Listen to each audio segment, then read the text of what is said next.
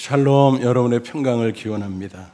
보통 송구 영신 예배 때는 지난 한 해 아무리 어려움을 겪었어도 새해에 대한 기대 그리고 설렘을 안고 예배 자리를 찾습니다. 그런데 조금은 다른 것 같아요. 오늘은 개인적으로도 적지 않은 고난이 있지만 특별히 국가적으로 위중한 상황이라 우리의 마음이 정말 착잡합니다. 비상계엄 사태, 대통령 탄핵 심판 회부, 대통령 수사 관련 체포영장 발부, 게다가 여객기 참사까지 정말 너무 슬프고 숨이 막힐 정도입니다. 매년 있는 지자체 차원의 경사스러운 해돋이 행사도 줄줄이 취소되고 있습니다. 과연 다가오는 새해에는 우리 앞에 어떤 상황들이 펼쳐질까 두렵기까지 합니다. 그렇다고 우리가 의기소침하게 새해를 맞이할 수는 없을 것입니다. 특별히 살아계신 하나님, 전능하신 하나님을 믿노라 하는 우리 성도라면 결코 그래서는 안 될 것입니다. 세상 사람도 어려운 상황 가운데 마음을 다잡으면 뭐라 그래요? 하늘이 무너져도 솟아날 구멍이 있다. 쥐구멍에도 볕들 날이 있다. 그렇게 말합니다. 부디 저와 여러분은 그 어떤 문제보다 크신 하나님을 바라보며 담대한 마음으로 새해를 맞이할 수 있기를 간절히 축원합니다. 그래서 이 시간 구약 이스라엘 역사상 가장 참담했던 시대에 활동했던 예레미야 선지자의 애가를 함께 살펴보면서 피차 격려를 나누기를 소원합니다. 잘 아시는 대로 예레미야의 별명 뭔가요? 눈물의 선지자. 비참한 조국의 현실을 바라보면서 눈물로 노래했습니다. 구구절절 슬픔이 배어 있습니다. 놀랍게도 그 가운데 희망이 솟아나고 있다는 사실입니다. 그러니까 예레미야 애가는 슬픔의 노래인데 가만히 보니까 동시에 희망의 노래라는 것을 알 수가 있습니다. 먼저 그 시대가 얼마나 절망적이었을까 살펴보죠. 비유하면 마치 먹구름이 잔뜩 낀 형국이었습니다. 역사적 배경은 BC 586년 남유다 예루살렘이 바벨론 제국에게 멸망을 당했을 때입니다. 범죄한 이스라엘 무수한 경고에도 불구하고 회개치 않다가 결국 하나님의 심판으로 멸망한 것입니다. 예루살렘 시가지는 잿더미가 되었고 화려했던 성전 무너졌습니다. 백성들은 죽임을 당하거나 포로로 끌려가고 말았습니다. 그야말로 아비규환이요 절망 그 자체였던 것입니다. 예레미야는 절망의 어둠 속에서 몸부림칩니다. 그리고 절규합니다. 구구절절 참상이 그려져 있고 선지자의 슬픔과 눈물이 배어 있습니다. 애가 1장 1절 2절 보니까 슬프다. 이 성이여 전에는 사람들이 많더니 이제는 어찌 그리 적막하게 앉았는고 밤에는 슬피우니 눈물이 뺨에 흐름이요. 예루살렘 성이 폐허가 되고 눈물을 흘리고 또 흘려도 그칠 줄을 모릅니다. 애가 2장 1절 슬프다. 주께서 어찌 그리 진노하사 딸 시온을 구름으로 덮으셨는가.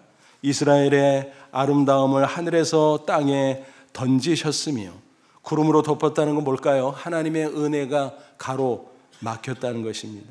마치 먹구름이 태양을 가리고 있는 것과 같은 형국입니다. 반복되는 말이 있죠. 슬프다, 슬프다. 이 단어는 감탄사로 성경 히브리어로 에카라는 단어입니다. 그 어감도 그렇죠. 외국어지만 우리가 들어도 그 안에 슬픔이 배어 있는 것을 느끼게 됩니다. 에카, 에카. 우리말로 번역한다면 아이고예요. 아이고, 아이고. 이걸 어쩌나. 절망 중에 계속 탄식을 하고 있습니다. 여러분 한번 상상해 보세요. 이런 참담한 상황에서 어떻게 희망을 가질 수가 있겠습니까? 인간적으로 생각해 보면 아무런 희망도 없고 출구도 없는 절망 그 자체인 것입니다. 그래서 선지자는 절규할 수밖에 없었습니다. 본문 18절 보세요. 스스로 이를 나의 힘과 여호와께 대한 내 소망이 끊어졌도다. 희망이 끊어졌다. 절망이죠. 19절도 보세요. 내 고초와 재난 곧 쑥과 담즙을 기억하소서. 쑥, 담즙 아주 쓴 것입니다. 그러니까 너무너무 쓰디쓴 고통으로 낙심천만한 모습을 표현하고 있습니다. 20절 보면 또 이렇게 탄식하지요. 내 마음이 그것을 기억하고 내가 낙심이 되오나.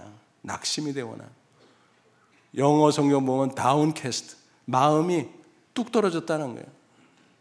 바닥을 모르고 뚝 떨어진 낙심. 구구절절 읽어가면서 오늘 이 시대의 모습과 흡사하다는 생각이 듭니다. 물론 우리가 전쟁 중에 있는 것도 아니고 나라가 망한 것도 아니기는 합니다. 그러나 주변의 상황을 보면 정말 참담하지 않습니까? 21세기의 대한민국에 도대체 이게 뭔가 싶습니다. 억장이 무너지죠. 정치를 보면 저는 개인적으로 지읒자도 싫고, 경제를 봐도 그렇고, 사회를 봐도 그렇습니다.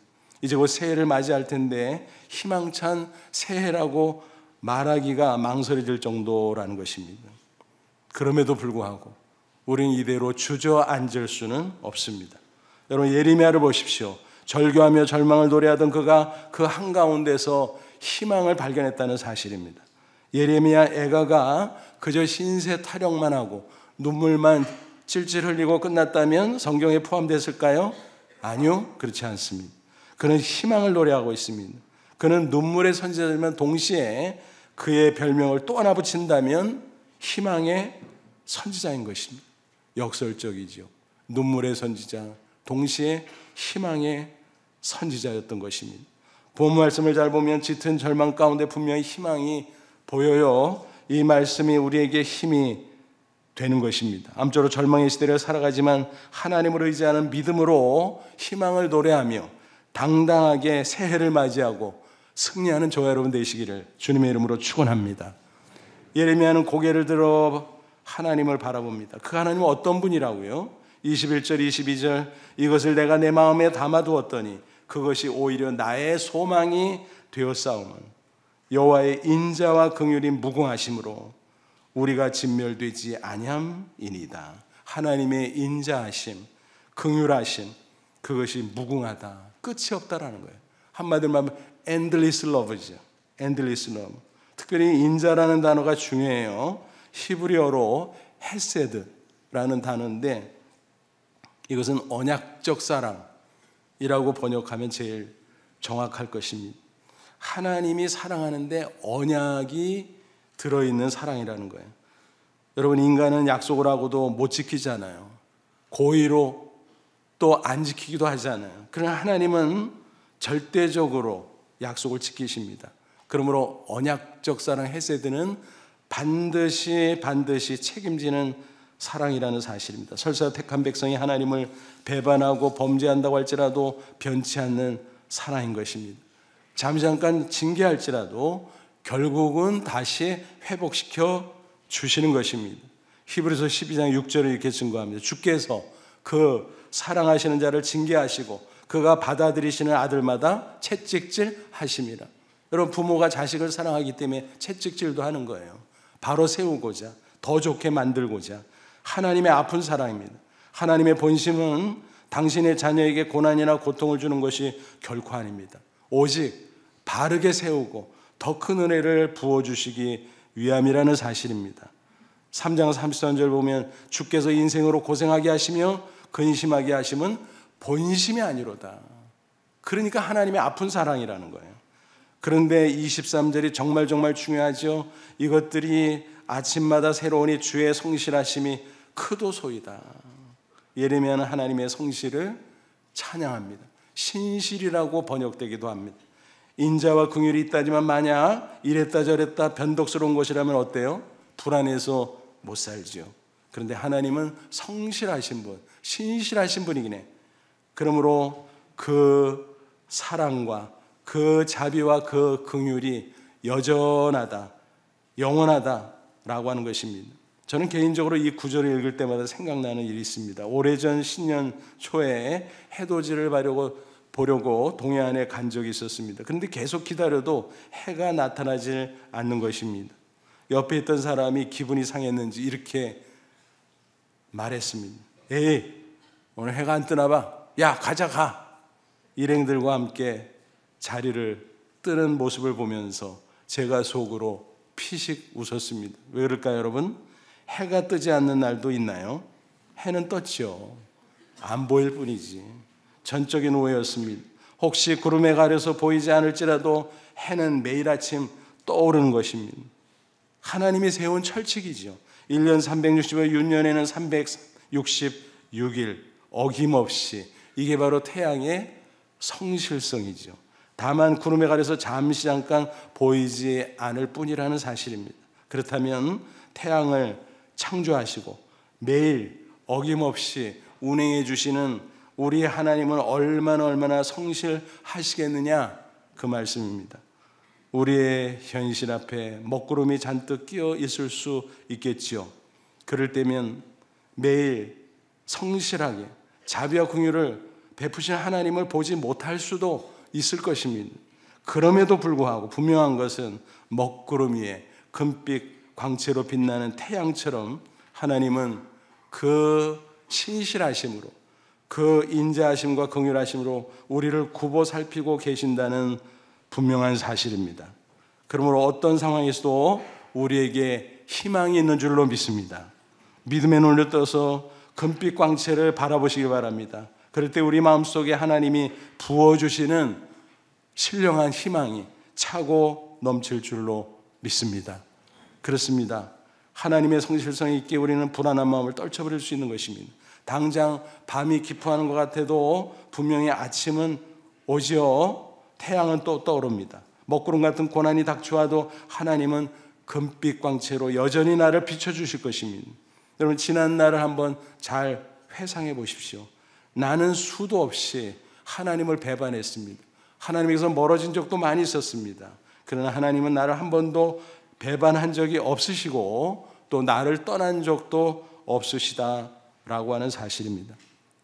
많은 이들이 애송하는 복음송 가사가 생각이 납니다. 오 신실하신 주라는 복음송 잘 아시죠? 하나님 한 번도 나를 실망시킨 적 없으시고 언제나 공평과 은혜로 나를 지키셨네. 지나온 모든 세월들 돌아보아도 그 어느 것 하나 주의 손길 안 미친 것 전혀 없네. 오 신실하신 주, 오 신실하신 주, 내 너를 떠나지도 않으니라, 내 너를 버리지도 않으리라. 약속하셨던 주님, 그 약속을 지키사 이후로도 영원토록 나를 지키시리라 확신하네. 여러분 아멘입니까? 그렇습니다. 아멘입니다. 하나님은 한 번도 나를 실망시킨 적이 없어요. 나를 떠나신 적도 없어요. 이 노래는 히브리서 13장 5절을 소재로 작사한 것이라고 합니다. 내가 결코 너희를 버리지 아니하고 너희를 떠나지 아니하리로다. 이중으로 강조했어요. 버리지 않고 떠나지 않을 것이다. 나는 항상 너희들 곁에 있을 것이다. 하나님의 약속의 말씀인 것입니다. 어떤 분은 그러더라고요. 나는 하나님에게 실망한 적 많은데, 삐진 적도 많은데, 혹시 여러분 그런 분 계세요? 그거는요, 하나님의 깊은 사랑을 잘 모르고 오해해서 그런 것입니다. 나중에 신앙에 철이 들면 다 이해가 돼요. 아, 그랬구나. 그때 그게 하나님의 사랑이었구나. 나는 섭섭했는데, 나는 실망했는데, 나는 삐졌는데, 그래서 나는 하나님을 멀리 떠났었는데 그게 아니었구나. 그게 하나님의 깊은 사랑이었구나. 뒤늦게 감사하게 되는 것입니다. 그러므로 우리는 결코 낭망해서는 안 될 것입니다. 찬송가 305장 나 같은 죄인 살 어메이징 그레이스를 작사한 존 뉴턴, 이런 유명한 말을 남겼어요. 믿음의 사전에는 절망이라는 단어가 없다. 그렇죠? 우리가 전능자 하나님과 그 아들 예수 그리스도를 믿는 자라면 우리의 믿음의 사전에 실망이라는, 절망이라는 단어는 없다라는 것입니다. 여러분 믿으십니까? 이제 우리에게 주어진 과제가 무엇입니까? 그렇다면 그 어떤 상황에서도 영적인 눈을 똑바로 떠서 하나님을 바라보는 것입니다. 예레미야 선지자가 바로 이것을 해냈어요. 그리고 이스라엘 백성에게 하나님을 바라보라고 격려하고 있습니다. 24절 보세요. 내 심령에 이르기를 여호와는 나의 기업이시니 그러므로 내가 그를 바라리라 그랬습니다. 기업이라는 말이 뭐예요? 회사? 회사가 아니에요. 여기서는 조상에게 물려받은 재산, 유산을 가리킵니다. 고대에는 이게 생계를 위해서 필수적인 수단이었습니다. 기업이 있으면 살 수 있습니다. 충분히. 만약 기업이 없으면 살 수가 없어요. 죽을 수밖에 없어요. 그래서 기업이라고 하는 것은 너무너무 중요한 것입니다. 예레미야가 뭐라 그래요? 하나님이 나의 기업이다. 하나님이 나의 전부라는 거예요. 하나님이 있으면 만사 오케이라는 것입니다. 설사 세상의 모든 것을 다 잃어버린다고 할지라도, 그때 조국 이스라엘을 잃어버렸어요. 모든 재산을 잃어버렸어요. 그럼에도 불구하고 여전히 하나님은 함께 계신다라는 것입니다. 다 잃어버려도 하나님이 계시면 하나님 때문에 든든하고 하나님 때문에 희망이 있다는 것입니다. 반대로 세상 모든 것을 다 갖고 있을지라도 하나님을 잃어버리면, 하나님을 놓치면, 하나님이 없으면 흔들릴 수밖에 없고 희망도 다 사라질 수밖에 없다는 사실입니다. 그래서 예레미야는 오직 하나님만 바라본다라고 고백하고 있습니다. 그러면 하나님이 반드시 응답해 주신다. 그는 그렇게 확신에 찬 선포를 하고 있습니다. 25절 보세요. 기다리는 자에게나, 여기서 기다린다는 것은 바라본다는 말과 똑같아요. 하나님을 바라보는 자들에게나 구하는, 하나님 앞에 간절히 간구하는 영혼들에게는 하나님은 선하시도다. 반드시 응답해 주신다는 것이죠. 그러므로 저와 여러분도 절망 중에 처하면 오직 하나님만 바라보시기를 바랍니다.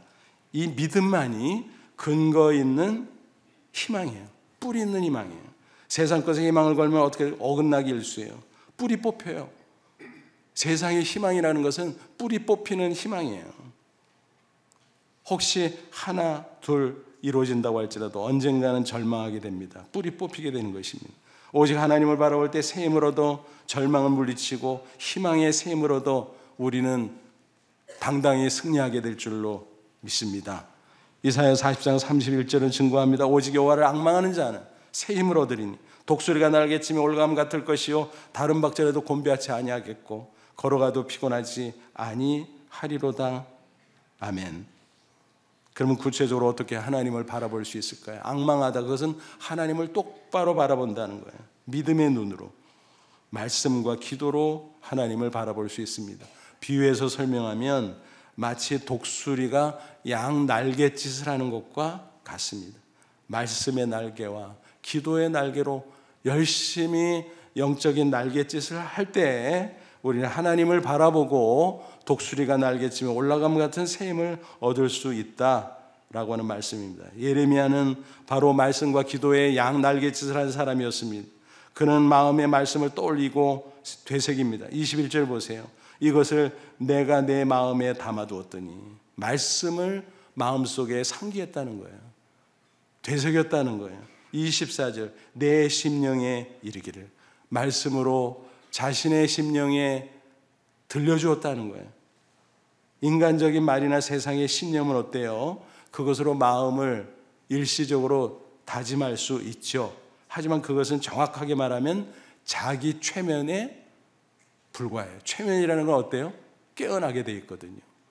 잠깐 마음이 단단해진 것 같지만 고난의 강도가 점점 거세지면 여지없이 풀리고 흔들리고 무너질 수밖에 없는 것, 그것이 세상 것으로 다짐하는 자기 최면이라는 것입니다. 오직 하나님의 말씀으로 다짐하는 것만이 하나님이 붙들어 주시는 흔들림 없는 절대 확신임을 기억하시기를 바랍니다. 예를 들어서 이런 말씀으로 다짐하면 얼마나 든든하고 좋겠습니까? 뿌리 뽑히지 않아요. 뿌리 깊은 희망을 가질 수 있어요. 이사야 41장 10절 두려워하지 말라, 내가 너와 함께함이라. 놀라지 말라, 나는 내 하나님이 됨이라. 내가 너를 굳세게 하리라. 참으로 너를 도와주리라. 참으로 나의 의로운 오른손으로 너를 붙들리라. 여러분, 이런 말씀, 얼마나 이 말씀을 우리가 듣고 마음속에 새기면 힘이 솟구칩니까? 자기 최면이 아니에요. 하나님이 붙잡아 주시는 절대 확신이에요. 그것이 바로 뿌리 깊은 희망인 줄로 믿습니다. 또 하나 우리는 적극적인 기도로 하나님을 바라볼 수 있어요. 예레미야는 소극적으로 절망에서 건져주실 것을 기다리고만 있었던 게 아닙니다. 감옥에 갇혀 있을 때 받은 말씀이 있어요. 이 말씀을 실천했어요. 예레미야 33장 3절 너는 내게 부르지라. 내가 내게 응답하겠고 내가 알지 못하는 크고 은밀한 일을 내게 보이리라.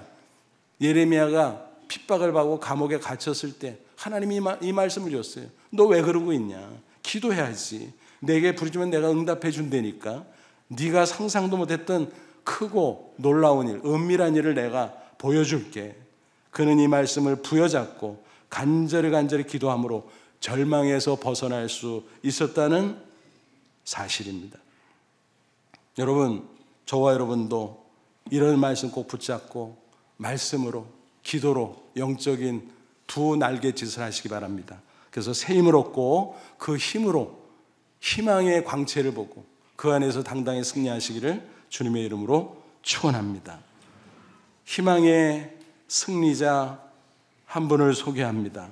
19세기 초엽 영국은 산업혁명으로 겉으로 볼 때 굉장한 부요를 누렸습니다. 그러나 사실은 빈익빈 부익부. 그래서 영국의 도시민들은 그 후유증으로 극심한 경제적 고난을 겪고 있었습니다. 그 와중에 런던의 한 길모퉁이에 구두닦이 소년이 있었습니다. 소년은 아버지가 채무관계로 감옥에 갇혔습니다. 그래서 하는 수 없이 어린 나이에 구두를 닦으면서 가족의 생계를 도왔습니다. 새벽부터 밤늦게까지 사람들의 구두를 닦는 고달픈 생활을 할 수밖에 없었습니다. 그런데 놀랍게도 그는 웃음을 잃지 않았습니다. 그의 입에서는 언제나 감사와 찬양이 끊이지 않았습니다. 그 모습을 보고 행인들이 이상하게 생각했습니다. 저 녀석은 뭐야? 구두 닦기 주제에 뭐 저렇게 좋다고 맨날 저렇게 싱글벙글하고 온종일 중얼거려? 뭐야? 지나가던 한 행인이 그에게 말을 걸었습니다. 너는 뭐가 그렇게 좋아서 노상 흥얼거리는 거니? 그때마다 소년은 이렇게 대답을 했습니다. 당연히 즐겁죠. 왜냐하면 저는 구두를 닦는 것이 아니라 희망을 닦고 있거든요. 명답을 했죠. 이 소년이 후일 세계적인 인물이 됩니다. 시대는 달랐지만 셰익스피어와 쌍벽을 이룬다는 작가 찰스 디킨스입니다.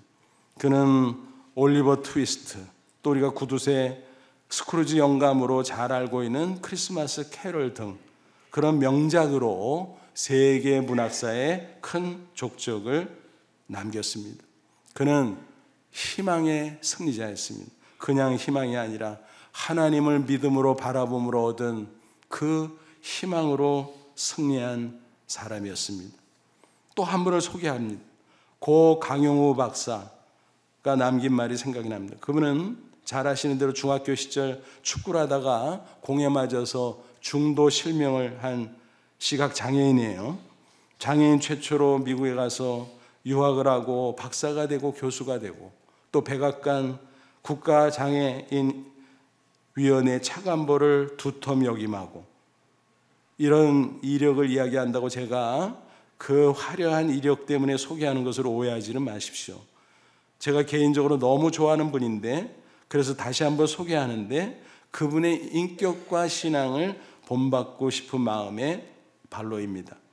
그런 신앙으로 일관된 승리의 삶을 살았습니다. 그러다가 말년에 췌장암에 걸려서 투병을 하게 됐는데 연명치료를 사용했습니다. 그 이유는 하나님의 은혜로 내가 지금까지 인생을 잘 살아왔습니다. 누릴 거 다 누리고 할 일 다 하고 이제는 언제 하나님이 불러도 평안하게 감사함으로 천국에 갈 것 같습니다. 그러니 굳이 연명치료 나는 받을 필요가 없다고 생각합니다. 사용합니다. 그랬습니다. 그리고 그는 임종 직전 가족과 지인들에게 몇 통의 편지를 남겼습니다. 그 중에 두 아들에게 남긴 편지에 이런 글이 적혀져 있었습니다. 너희들 덕분에 난 복된 삶을 살았구나. 특히나 이번 크리스마스가 나에게는 너무나도 소중한 선물이었단다. 눈먼 고아로 어린 동생들과 세상에 남겨졌던 나에게 지금과 같은 미래가 기다리고 있을 것이라고 누군가 그때 얘기했다면 나는 아마도 거짓말을 해도 좀 믿을 수 있게 하라고 화를 냈을 것이다. 너의 아이들이 뛰어놀며 집안을 웃음소리로 가득 채웠던 이번 크리스마스를 잊지 못할 것이다. 먹지 않아도 배가 부르고 저절로 힘이 난다는 것이 이런 것임을 나는 그날 느꼈다. 하나님의 크신 사랑과 놀라운 축복이 늘 너희들과 함께 하기를 하늘나라에서도 아버지는 믿고 계속 기도할 것이다. 나의 아들 진석이와 진영이를 나는 넘치도록 사랑했고 사랑한다. 이런 글귀입니다. 이분 강영호 박사야말로 먹구름이 잔뜩 낀 현실 속에서도 하나님을 의지하는 믿음 하나로 금빛 광채 같은 희망의 빛을 보며 당당하게 승리했던 인생인 줄로 믿습니다. 여러분, 이제 잠시 후면 새해가 됩니다. 어떤 상황이 우리 앞에 닥칠지 모르겠습니다. 개인적으로, 가정적으로, 교회적으로, 국가적으로 잘 모르겠어요. 그러나 분명한 것은 살아계신 하나님이 나와 그리고 우리와 함께 하신다는 분명한 사실입니다. 아무쪼록 먹구름 같은 현실이지만 금빛 광채 같은 희망의 빛을 바라보면서 승리의 2025년을 향해 힘차게 전진하는 저와 여러분 다 되시기를 주님의 이름으로 축원합니다.